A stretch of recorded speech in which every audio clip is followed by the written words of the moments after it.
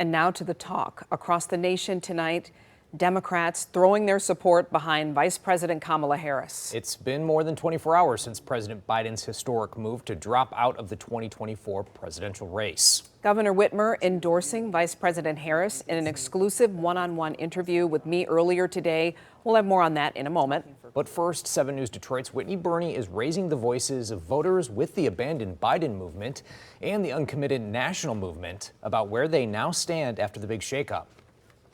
For several months now, our cameras have been there as a growing number of Arab Americans have been calling on Joe Biden to step down hosting protests across Metro Detroit. One of the last ones happening right here at Renaissance High School, where Biden made a campaign stop. The uncommitted voters now considering yesterday's news a small win. Tonight, reaction from 2 separate movements after President Joe Biden announced he would no longer seek re-election. We don't say mission accomplished.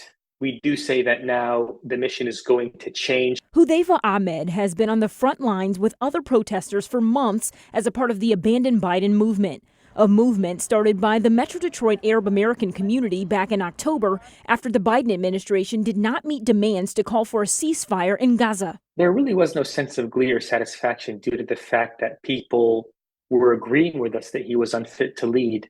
But it wasn't because of his backing, funding, supporting the genocide in Gaza.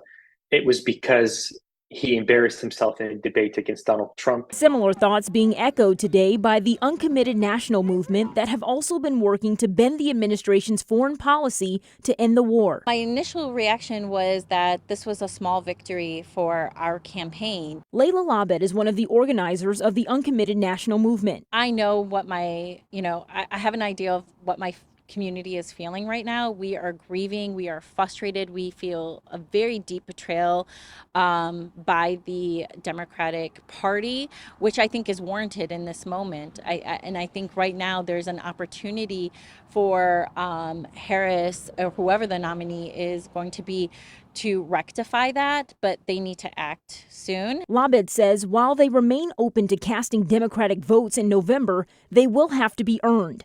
Both groups now turning their sights to what comes out of the DNC next month as the war remains a key issue. I think for Harris to be a candidate, again, to unite the party, to win her race to the White House, she needs to have a strong differentiation between her and Biden's current policy on Gaza and funding weapons to Israel. On the west side, Whitney Burney, 7 News Detroit.